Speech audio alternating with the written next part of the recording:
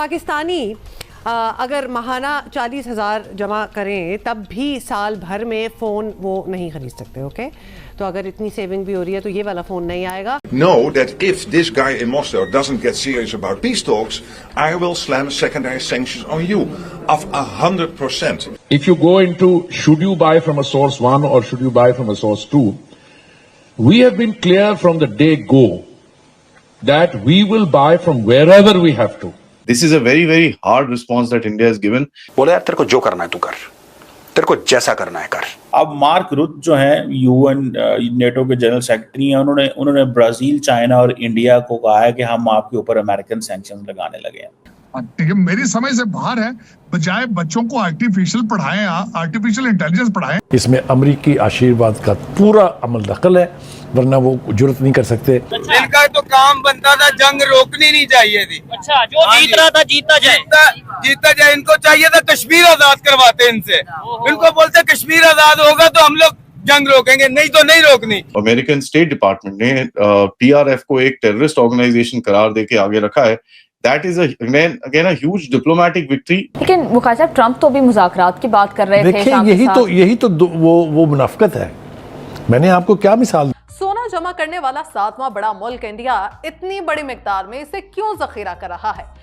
ये जो धमकियां दे रहा है हमें नेटो सेक्रेटरी जनरल, जो इंडिया से कह रहा है कि नहीं आप पुतिन को फोन करो, ये करो, ये करो, ये करो, ठीक है।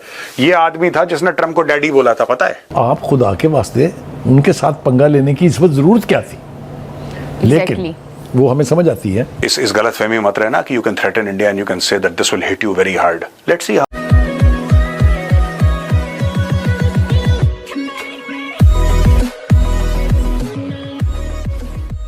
नमस्कार दोस्तों, अब यहाँ पर बात हो रही है इंडिया और वेस्टर्न कंट्रीज़ के बीच की। वेस्टर्न कंट्रीज़ कई बार ये हमें मजबूर करते हैं कि भाई देखिए आप जो है ना वो रशिया को वॉर फंड कर रहे हैं ना, तो आप ये चीज़ स्टॉप कर दीजिए। तो फिर जयशंकर साहब ऑब्वियसली यहाँ पर कह देते हैं कि भाई हम तो जितना ऑयल ले रहे हैं, लेकिन अगर अब यूरोप का देखो तो गैस उससे भी ज़्यादा की आ रही है। अगर US का बिज़नेस देखो रशिया के साथ भी तो उससे भी बड़ा है। तो सबसे पहले ये क्यों स्टॉप नहीं किया जाता, और हमें क्यों कहा जाता है कि भाई आपको ये छोड़कर हमारे साथ आना है? भाई आपने अपने जीवन में, मतलब US ने अपने पूरे कार्यकाल में यही किया है कि उसको जहाँ पर अपने इंटरेस्ट दिखे वहीं वो आया है। जैसे डोनाल्ड ट्रंप की बात हो रही थी कि भाई ऐसा लग रहा था कि वो इंडिया फ्रेंडली है। अब पिछले दिनों से उसकी हरकत देख लीजिए, क्योंकि पता चला कि भाई पाकिस्तान के अंदर से कुछ क्रूड ऑयल मिल सकता है, तो उसने अपना वहाँ पर इंटरेस्ट दिखाना शुरू कर दिया। देखिए बात यह है कि भाई वो अगर वो कर सकते तो हम भी तो वही कर सकते, उसमें क्या बड़ी दिक्कत है? यहाँ पर यही बात हो रही है कि हमें जहाँ से अच्छा लगे हम परचेस करेंगे। इसी के साथ ये वीडियो शुरू करते हैं। और हाँ दोस्तों, सुपर थैंक्स के जरिए हमें मदद करना ना भूलें। कल काफी एग्रेसिव पोस्चरिंग करी है भारत ने। अगर आप देखें तो आपको दिखेगा कि सबसे पहले तो आपने RIC का एक रूमर चलाया, जहां पर चाइना से भी एक चीज आ गया, रशिया से भी एक स्टेटमेंट आ गया, यहाँ से भी एक स्टेटमेंट आ गया। उसके बाद ऑल 3 बैक ट्रैक।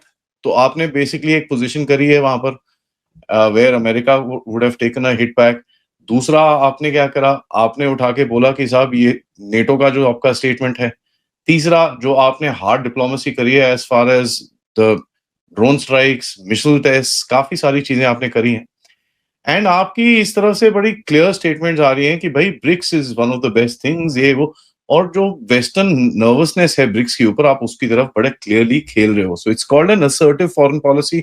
आप काफी पावर पैरिटी की तरफ जा रहे हो, नॉट आप बैंड वैगन डिप्लोमेसी की तरफ नहीं जा रहे।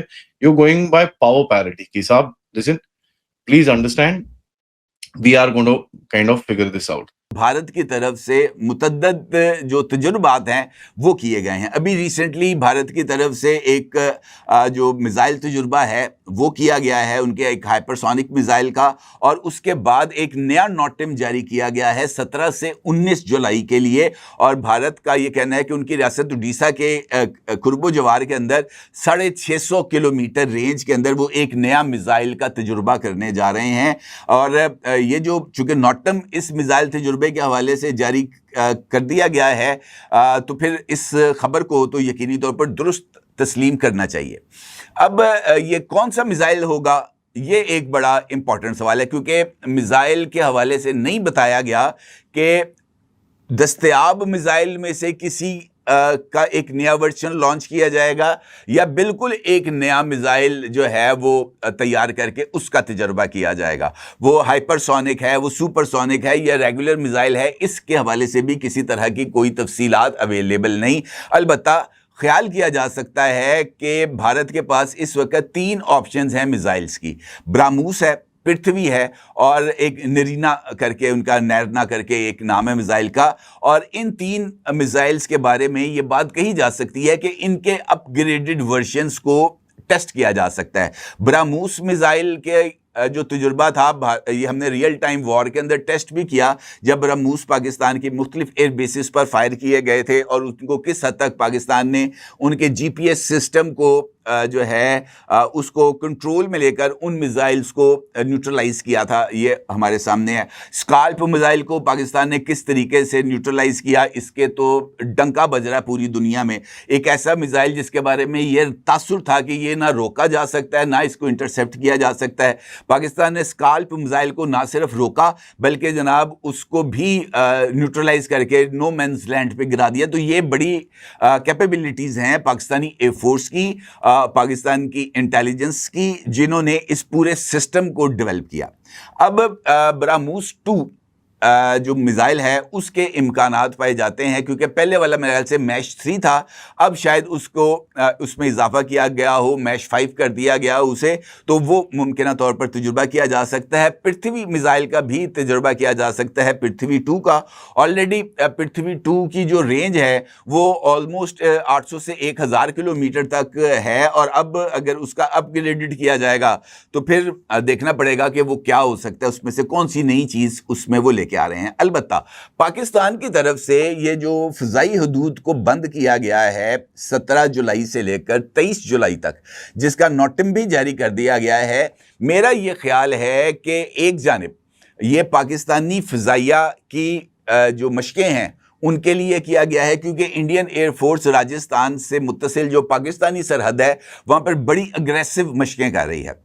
पाकिस्तान ने भी अपने आप को यकीनी तौर पर इस सारी सूरत हाल के लिए तैयार रखना है, वो भी मशकों के ज़रिए ही अपने आप को रेडी करेंगे। अभी रिसेंटली पाकिस्तान ने एयर रीफ्यूलिंग के प्रैक्टिस की है इसी एरिया के अंदर, और अब पाकिस्तान जो है वो अगले मरहले की जो BVR या दीगर मामलात हैं उनकी मशकें करने जा रहा है इन दिनों में। दूसरा, मुझे इस बात के भी इम्कानात नज़र आते हैं कि भारत के मिसाइल टेस्ट के नताइज को देखने के बाद हो सकता है कि पाकिस्तान की तरफ से भी किसी नए मिसाइल का तजुर्बा किया जाए। मैंने कल आपके साथ फतह 3 का जिक्र किया था, इम्कान ये है कि इन अय्याम के दौरान फतह 3 का तजुर्बा किया जा सकता है, और चूंकि अब नोटिम जारी कर दिया गया है इन तमाम दिनों के लिए, तो भारत के मिसाइल तजुर्बे के नताइज और ये देखते हुए कि भारत ने इस मिसाइल के अंदर किस तरीके की जो अडॉप्शन की है सिस्टम्स की, उसको मद्देनज़र रखते हुए मेरा ख्याल है कि पाकिस्तान जो है वो टिट फॉर टैट करेगा। अमेरिकन स्टेट डिपार्टमेंट ने PRF को एक टेररिस्ट ऑर्गेनाइजेशन करार देके आगे रखा है। That is again a huge diplomatic victory, but a point two point victory, क्योंकि देखिए ये जो टेररिस्ट डिक्लेयर करने का मतलब ये नहीं है कि अमेरिका उसके साथ डील नहीं करेगा, फिर भी वो करेगा, जो उसको करना है वो करेगा। But you know on the face of it आपको ये दिखता है 1267 कमेटी के अंदर अगर आप UN की लेके जाओगे, भैया इसको जरा सैंक्शन करिए, it will be easier for you to play that game forward, and ये this is a part of hard diplomatic game that आप खेल रहे हो। सो FATF IMF के ऊपर आप थोड़ा सा पंगा डालना चाहते हो। खैर IMF should not be much of a पंगा फॉर पाकिस्तान, अमाउंट भी ज्यादा नहीं है, बट FATF में काफी पंगे आ सकते हैं।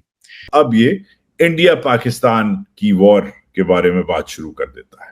अब इंडिया पाकिस्तान की वॉर के बारे में जो ऑपरेशन सिंदूर बमुकाबला बुनियान मरसूस है, मैं तो बात कर करके थक गया हूं, मगर डोनाल्ड ट्रंप नहीं थका, और डोनाल्ड ट्रंप ने एक बार फिर छेड़ा है ये टॉपिक, मगर आज डिफरेंटली छेड़ा है, क्योंकि कल रात इसकी बात हुई है, पता नहीं 35-40 मिनट की बात हुई है मोदी से, और मोदी के मुताबिक, मोदी के मीडिया के मुताबिक, इंडियन मीडिया के मुताबिक, इंडियन फॉरेन सेक्रेटरी के मुताबिक, मोदी ने बड़ी बातें सुनाई हैं कल डोनाल्ड ट्रंप को, और मोदी ने ऑफिशियली रिलीज की है बात कि डोनाल्ड ट्रंप, तुम्हें पता होना चाहिए कि कोई मुदाखलत अमेरिका की नहीं थी, जो सीज फायर हुआ है वो पाकिस्तान और इंडिया के दरमियान में हुआ है, हमने कोई मीडिएशन नहीं ली।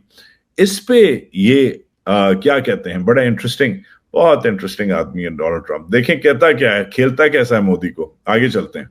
And I want to thank, as you know, Prime Minister Modi just left, just a little while ago, just left, and we're working a trade deal with India. We're working a trade deal with Pakistan, and they were both here. But I was with Modi a few weeks ago. He was here actually, but now we speak to him, and I'm so happy. There was a deal that two smart people, plus they have people on their staff too, but two smart people, two very smart people, decided not to keep going with that war. That could have been a nuclear war. Those are two nuclear powers. अच्छा, this is very important. आज पहली बार, अब 40 दिन होने वाले हैं cease fire को, मगर आज पहली बार ये दो चीजें अलग कर रहे हैं। एक तो दोनों को कंपेयर कर रहे हैं, दोनों लीडर्स को, ये मतलब पाकिस्तान की फौजी लीडर को और इंडिया के प्राइम मिनिस्टर को बराबरी में कंपेयर कर रहे हैं। This is very important, this is very very very important. ये पहले नहीं हुआ, ये पहले वो लास्ट मुशर्रफ के जमाने में हुआ था, जब मुशर्रफ एक्चुअली सदर था। आसिम मुनीर सदर नहीं है, मगर उसे एक और हेड ऑफ स्टेट से कंपेयर किया जा रहा है। वो कह रहा है भाई वो भी अच्छा भला तगड़ा पढ़ा लिखा स्मार्ट आदमी है, और ये भी ऐसा ही है। दोनों की तारीफें कर रहा है, मगर बात क्या करता है आगे जाके, दूसरी जो अलग बात है, कहता है कि इन दोनों ने आपस में डिसाइड किया है, इन दोनों ने आपस में डिसाइड किया है कि जंग खत्म हो जानी चाहिए, क्योंकि सुने, big ones, big nuclear powers, and they decided that. So I was honored to meet him today. I was honored to meet him today, क्योंकि ये दो न्यूक्लियर पावर्स जो हैं इन्होंने आपस में डिसाइड किया है। नाउ इंडियन मीडिया इसको खींच रहा है, इंडियन मीडिया कह रहा है कि वाह, ये जो लीडर्स हैं इंडिया पाकिस्तान के, ये पहली बार ट्रंप ने कहा है कि इन्होंने डिसाइड किया है, आपस में डिसाइड किया है कि जो जंग है वो खत्म करो, जो सीज फायर करो और न्यूक्लियर वॉर ना करो। तो ट्रंप की कल मोदी से बात करके पोजीशन कम से कम थोड़ी सी इस इशू पे बदली है कि आज ट्रंप ने पहली बार 40 दिन में नहीं बोला कि मैंने सीज फायर करवाया है। This is the first time. हालांकि इसी सुबह इन्होंने बोला था, ये दोपहर की वीडियो है, अमेरिका की दोपहर की वीडियो है, अमेरिका की सुबह में इन्होंने बोला था, मगर अमेरिका की दोपहर में इन्होंने पहली बार नहीं क्लेम किया कि इन्होंने सीज फायर करवाया। इन्होंने कहा कि आपस में दोनों लीडर्स ने करवाया। पहली बात तो इंपॉर्टेंट ये है। दूसरी बात, एज आई सेड, कि दोनों लीडर्स को कंपेयर किया जा रहा है। So this is really interesting. अभी भी आप जो है वो नाखुश हैं, तो मुझे बताएं क्या करें हम, मतलब क्या आरजू काज़मी साहबा की क्या डिमांड है, क्या करें हम? सर हमने अमेरिका के खिलाफ बात क्यों नहीं की? इसलिए कि इजराइल और अमेरिका तो एक ही है। इजराइल और अमेरिका मिलके ईरान के ऊपर अटैक कर रहे हैं, और अमेरिका जो है वो इजराइल को ना सिर्फ फंड कर रहा है, तो हम आज तो हमारे फील्ड मार्शल साहब को कहना चाहिए था, मैं तो तुम्हारी यहाँ रोटी खाऊंगा ही नहीं जब तक तुम लोग इजराइल को नहीं रोकोगे कि वो ईरान पर अटैक करना बंद करे। मैंने रोटी नहीं खानी। उन्होंने बाहर व्हाइट हाउस के बाहर ही बैठ जाना था चादर बिछा के। मैडम आप दरअसल बड़ी मासूम है, गाँव में रहती हैं, छोटी छोटी ख्वाहिशात हैं आपकी, ठीक है, कि ये हाँ ना ऐसे ऐसे हो जाए, बस ये आपकी ख्वाहिशें दिल में रह जानी है। मैं सिर्फ इतना कहूँगा, पाकिस्तान ने इजराइल को एग्रेसर कहा, बात खत्म। हम अमेरिका आप देखें, जर्मनी ने भी कहा है कि जो इजराइल करता है ठीक करता है। फ्रांस, हम किस किस से लड़ें? हमारा काम है इजराइल के एग्रेशन की बात करना। बाकी दुनिया का क्या मौक़िफ़ है, हम अपना काम अदा करते जा रहे हैं। हम इजराइल के मामले में साइलेंट नहीं रहे, लाइक इंडिया तो जो है वो उसने कहा नहीं है। अब इंडिया भागा जाएगा ईरान, देखिए हमें बड़ा अफसोस हुआ, ठीक है। अब जब ये जंग थमेगी तो इंडिया किस मुंह से जाके ईरान से कहेगा हमें चाबहार पोर्ट में ये इंटरेस्ट दो, ये एंट्री दो, ये एक्सेस दो? तो जो आप तो बोले कुछ नहीं। तो ये चीज है। लेकिन rest of the country is basically telling Bangladesh get lost, हमको कोई फर्क नहीं पड़ता है। और आफ्टर ऑल वो दिन भी इनफैक्ट आना शुरू हो गया है जब इन्हें निकाला जाएगा। कल रात इस गुडी सीन में अचानक ट्विस्ट ले आए और रूस के करीब एटमी आबदोजे तैनात करने का ऑर्डर जारी कर दिया। रशिया ने अपने न्यूक्लियर सबमरीन फ्लोरिडा के पास भेज दिए थे। उसके अलावा कुछ एक Indian ships were near the Sweden border. So now people are observing in India. तो majority of counter Trump arguments कहां से आ रहे हैं? भारत से आ रहे हैं। ये कदम सिर्फ अस्करी जवाबी तवाजुन नहीं बल्कि एक ऐसा इशारा है जो नई सर्द जंग के आगाज की घंटी बन जाएगा। और वो जो कल स्टेटमेंट आया कि देयर इज नो इंफॉर्मेशन कि हमने रशिया से तेल लेना बंद कर दिया, we are taking oil from Russia. दुनिया फिर से उस दहलीज पे खड़ी है जहां अल्फाज नहीं समंदर की गहराइयों में गायब आबदोज़ें और उनमें मौजूद एटमी हथियार फैसले करेंगे। माहिरीन के मुताबिक ये निजाम दुश्मन को ये पैगाम देता है कि अगर हम खत्म हुए, लुटेरों को, डाकुओं को, रेपिस्ट को, आक्रमणकारियों को, इन्वेडर्स को, हमलावरों को आप हीरो मानते हैं, और जो असल हीरो है जिन्होंने अपनी जान कुर्बान कर दी 23 साल की उम्र में, वो उसी मिट्टी के पैदा हुए थे, वहीं पर पैदा हुए थे, सरदार Bhagat Singh.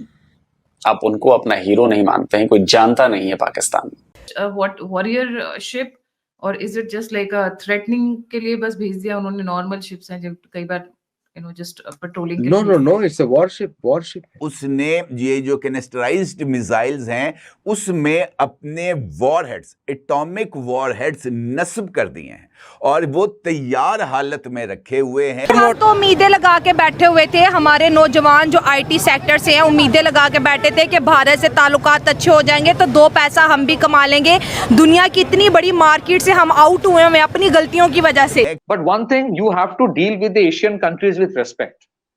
That is something the West must realise. Ukraine is the first line of defence for the West, Russia is the first line of defence for Asia. अगर रशिया नहीं होगा तो भारत के ऊपर ये सब लोग हावी हो जाएंगे। और भारत मुसलसल मौके की तलाश में है कि वो पाकिस्तान को इस सारी सूरत हाल का जिम्मेदार करार देते हुए सबक सिखाए। You said India is a dead economy, फिर अगले दिन तुम ही बोल रहे हो अच्छा I heard India has stopped procuring Russian oil, तो फिर इंडिया लेके क्यों सोच रहे हो भाई?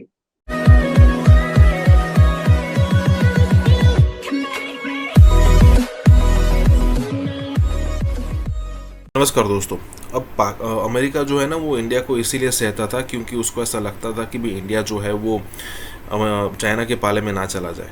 अब इस टाइप की सिचुएशन में इंडिया जाए ना जाए जो भी सिचुएशन हो, लेकिन ये बात तो थी कि भाई इंडिया जो है वो हर तरीके से बेनिफिट लेता था। अभी सबको दिखता भी था कि इंडिया चाइना से भी अपना बिजनेस कर रहा है, रशिया से भी कर रहा है, यूएस से भी कर रहा है, सबसे कर रहा है और अपना बेनिफिट देख रहा है। अब ये चीज़ अमेरिका को बिल्कुल भी पसंद नहीं आ रही थी, लेकिन वो कर कुछ नहीं पा रहा था। लेकिन डोनाल्ड ट्रंप का पिछले दिनों अगर आप देखो तो फ्रस्ट्रेशन उस लेवल पर हाई हो गया कि भाई इंडिया सारी जगह पर ये कर रहा है और हम उसको कुछ नहीं कह पा रहे हैं। ट्रंप ने प्रेशराइज करने की कोशिश भी की कि भाई आप रशिया से ऑयल परचेज ना करो, तो इसलिए अगर इंडिया रशिया से ऑयल परचेज नहीं करता तो कहाँ से करेगा? ऑब्वियसली यूएस से कर सकता है या फिर दूसरे यूएस फ्रेंडली कंट्री से कर सकता है, तो उसमें हमें पेमेंट ज़्यादा करना पड़ेगा। साल के तकरीबन 25 से 30 बिलियन डॉलर हमें ज़्यादा देने पड़ेंगे। तो अब जैसे ही ट्रंप ने ये सारी चीज़ें की, इंडिया ने मना कर दी। अब सिचुएशन ये हो गई है कि भाई डोनाल्ड ट्रंप भाई साहब फंस गए हैं। इसी के साथ ही वीडियो शुरू करते हैं। हाँ दोस्तों, सुपर थैंक्स के जरिए हमें मदद करना ना भूलें। So eventually the Americans are, I am sure there are parallel negotiations going on that listen, we do need each other. India ने कभी ये तो नहीं कहा कि हमें अमेरिका की जरूरत नहीं है, but one thing you have to deal with the Asian countries with respect. That is something the West must realise. आप एशिया को अभी भी नीचे स्तर पे देखते हो। So with India no one says कि इंडिया की किसी की जरूरत नहीं है, हम ही है और किसी की जरूरत, ऐसा नहीं है। But the moment you call somebody's economy a dead economy, वो फिर बोल रहा है ना मैं तो थर्ड लार्जेस्ट बन जाऊं। अब कोई डेड इकोनॉमी थर्ड लार्जेस्ट नहीं बनता है ना। That means, and second, imagine you said India is a dead economy, फिर अगले दिन तुम ही बोल रहे हो अच्छा I heard India has stopped procuring Russian oil, तो फिर इंडिया लेके क्यों सोच रहे हो भाई? अगर इंडिया डेड इकोनॉमी है तो क्यों सोच रहे हो? रशिया से तुमने कहा कि they can take the dead economies to whatever, उसने तो रशिया से हम तेल ले, रशिया को हम तेल दे, तुम्हें क्या मतलब? You are not yourself convinced with what you are saying. और रशिया से अभी भी रशिया से एटलीस्ट $3 to $4 बिलियन का सामान अमेरिका खरीदता है। ये सैंक्शंस के बावजूद।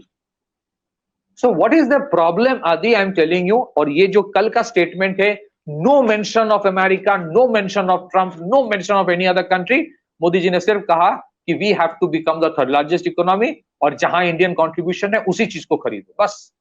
मतलब I am not giving importance to you. इनका प्रॉब्लम है कि यार हमें इंपॉर्टेंस नहीं दिया जा रहा है। That is the thing and that is how it will B.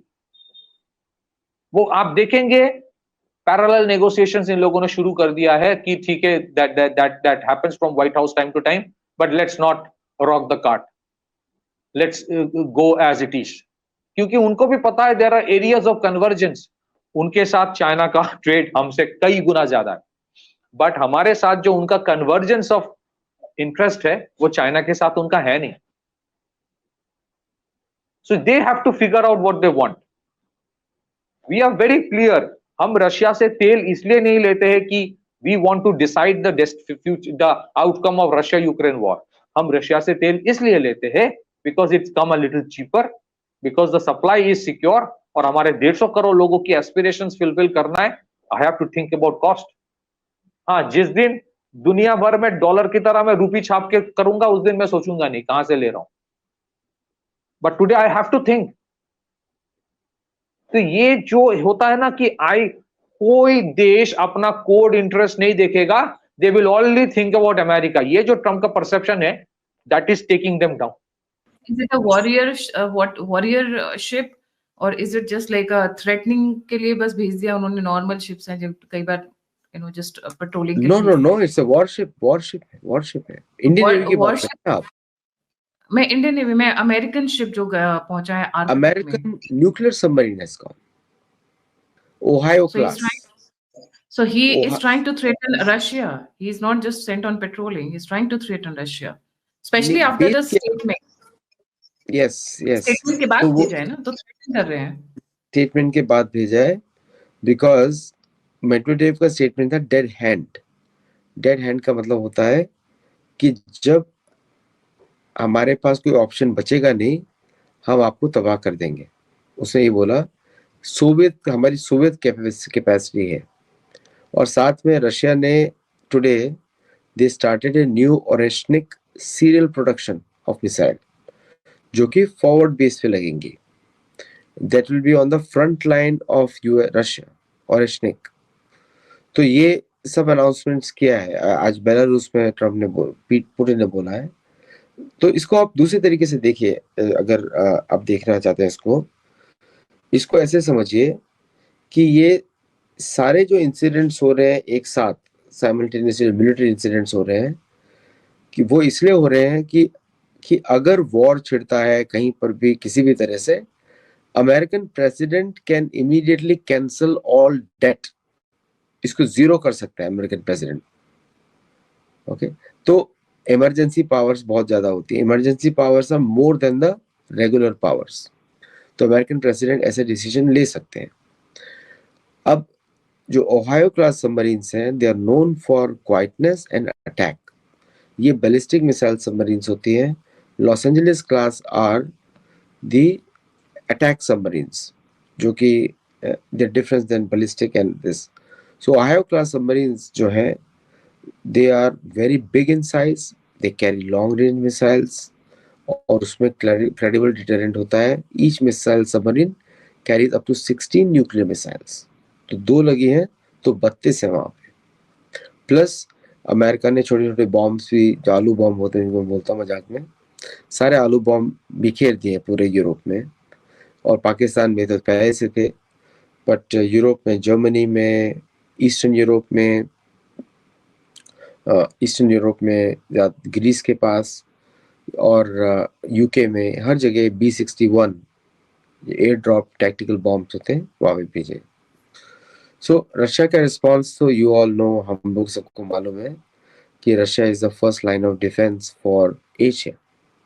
जिस तरह Ukraine is the first line of defence for the West, Russia is the first line of defence for Asia. अगर Russia नहीं होगा तो भारत के ऊपर ये सब लोग हावी हो जाएंगे। We all know that also। तो यहाँ पे एक तरीके का what I'm seeing is, Bharat तो अपनी सिक्योरिटी के बारे में be very active on this one। तो भारत के पास भी वो सारे टूल्स हैं जो उसको प्रेशर में यूज कर सकते हैं। अगर 18 आइलैंड 28 आइलैंड इंडिया को मालदीव गिफ्ट कर रहे तो सर ये उसके लिए समझ लें कि आटे में नमक के बराबर। उसके पास तो है ही, उसके पास तो है ही यही सब ना। इकबाल ने क्या कहा था, हम बुलबुलें हैं इसकी, ये गुलसिता हमारा, सारे जहां से अच्छा हिंदुस्तान हमारा। भारत के वज़ीर-ए-आज़म नरेंद्र मोदी ने एक दफ़ा फिर ये कहा है कि जनाब ऑपरेशन सिंदूर में 100% अचीवमेंट ली भारत की फौज ने, जिससे ये पता चलता है कि a major war is coming, या this is a perceived kind of calculation, जिसमें सोच समझ के चीज़ें प्लेस की जा रही हैं। अगर कामयाबी मिल गई है तो फिर ऑपरेशन सिंदूर क्यों जारी है, इट्स अ क्वेश्चन। और ये बहुत गलत सौदा बेचता है ये आदमी, मोदी तारीख को मस्त करने वाला आदमी। बलूचिस्तान में एक सानेहा पेश आया है और इस सानेहे की वायरल वीडियो, जिसमें 3 से 4 गाड़ियों के अंदर मुसल्ला अफराद गाड़ियों से उतरते हैं। पहाड़ी इलाका है, उसमें एक मर्द और एक खातून को खड़ा किया जाता है और उन्हें गोलियां मारकर कत्ल कर दिया जाता है हुजूम की तरफ से। ना तो उनके पास कोई किट है, ना ही उनके पास कोई जॉगर्स हैं, ना ही कोई स्पोर्ट्स का सामान है, बल्कि एक शलवार कमीज है और कुछ अपना इंटरटेनमेंट का सामान है जो वो लेके आगे फरार होने की कोशिश में थे। उनकी वजह और कसूर सिर्फ ये था कि उन्होंने अपनी मर्जी से ये फैसला किया कि सारी ज़िंदगी, खातून ने ये फैसला किया किस इंसान के साथ गुजारनी है, मर्द ने ये फैसला किया किस औरत के साथ गुजारनी है। अच्छा, जो मसूद अजहर है उसकी इंटेलिजेंस आ रही है, वो चित्राल में है, जिसको उन्होंने अटैक करना था, जिसको एलिमिनेट करना था, जिसको वो मास्टरमाइंड कहते हैं। अल जज़ीरा ने तो यहाँ तक बात कर दी है कि शायद इस दफ़ा जो वॉर हो वो नेवल स्टैंड ऑफ की शक्ल में सामने आए, यानी कि नेवी आपको ज़्यादा एक्टिव नजर आए। पाकिस्तान के अपने ही लोग महफूज नहीं दिखाई देते, हर दूसरे दिन किसी ना किसी के ऊपर ब्लास्फेमी का इल्ज़ाम लगा के मार दिया जाता है। जो 14-15 ममालिक ने हमसे ब्रह्मोस मांगे हैं, क्योंकि इंडिया ने जो ब्रह्मोस से हमला किया पाकिस्तान के अंदर।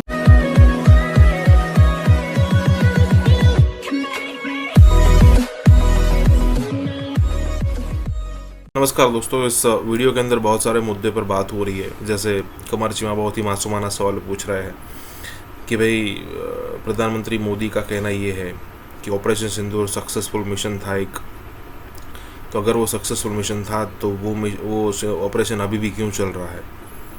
मतलब क्योंकि हम इंडियन गवर्नमेंट ने कहा है ना कि भाई ऑपरेशन सिंदूर अभी फिनिश नहीं हुआ है, अभी भी ये चल रहा है और उसका ऑफिशियली अनाउंसमेंट किया जाएगा कि हम अब जो है वो ऑपरेशन सिंदूर का अंत यहाँ पर करते हैं। लेकिन जो भी हो, यहाँ पर बात ये हो रही है कि भाई और ये बात सच भी है, क्योंकि जब ये लड़ाई चल रही थी, 3-4 दिन चला था, तब कई सारी जगहों पर ऐसा था कि जो इन्फॉर्मेशन वॉरफेयर हो उसमें पाकिस्तान थोड़ा आगे दिख रहा था। लेकिन जैसे जैसे सच्चाई सामने आई उसमें ये बहुत ही आसानी से दिखा जा सकता है कि सिचुएशन उस हिसाब से नहीं है जिस हिसाब से उस समय पर दिखाई गई थी। और इंडिया का नुकसान करने की बात जो बोल रहा है या फिर S-400 की जो बात कर रहे हैं, दूर दूर तक इससे कोई सच्चाई नहीं है।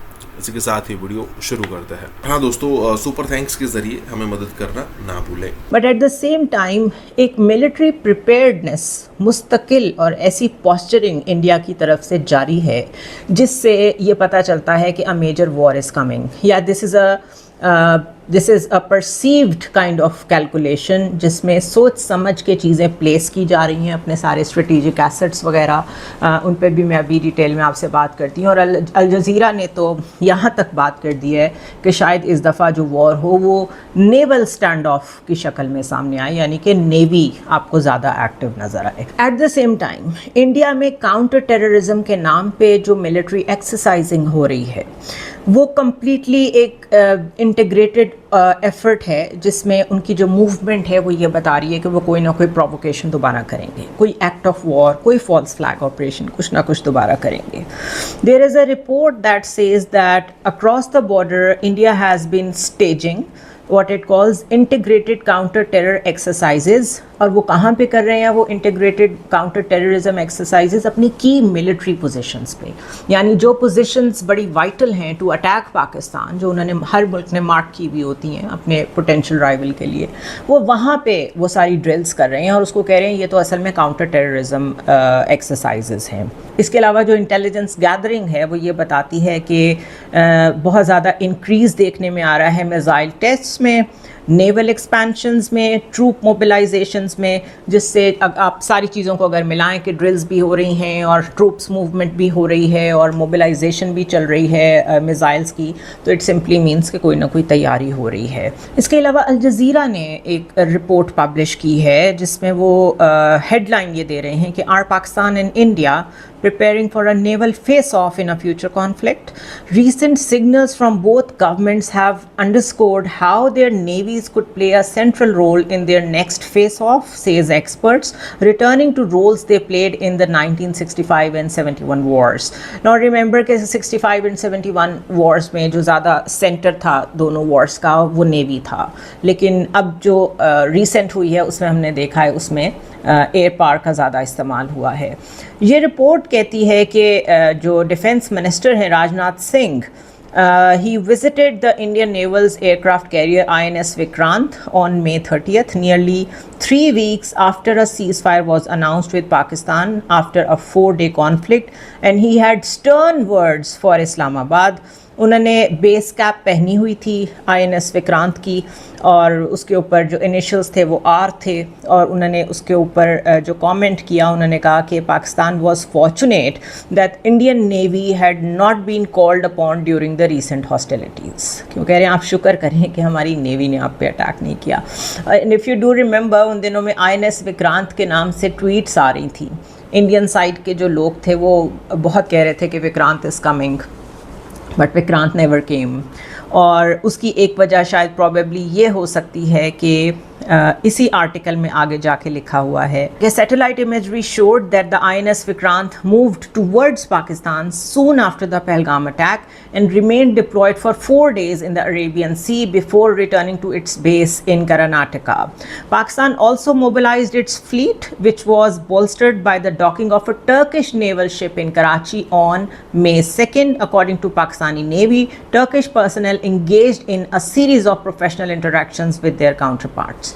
Now, this is the reason कि क्योंकि इन्होंने सोचा होगा कि INS विक्रांत की ज़रूरत तो नहीं पड़ेगी, लेकिन कम से कम पोस्चरिंग में आप इसको मूव कर दें पाकिस्तान के करीब, तो इनको इधर से भी अपने आप को डिफेंड करना पड़ेगा और ये वो कर नहीं पाएंगे शायद। हमें ये क्या गया था कि डिफेंस एस्टेब्लिशमेंट पे हमला नहीं करना, डिफेंस के ऊपर हमला नहीं करना।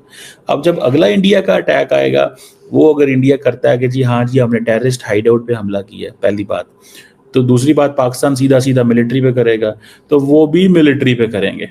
सो उसमें ये होगा कि एक इंडिया की जो एडवांस पार्टी है, एक इंडिया की एडवांस पार्टी वो बकौल उनके हाइडआउट्स पे काम कर रही होगी, एक पार्टी जो है वो देखेगी कि कौन से पाकिस्तान के जहाज जो है वो सामने आते हैं उनको अटैक करने। समझ रहे हैं आप बात?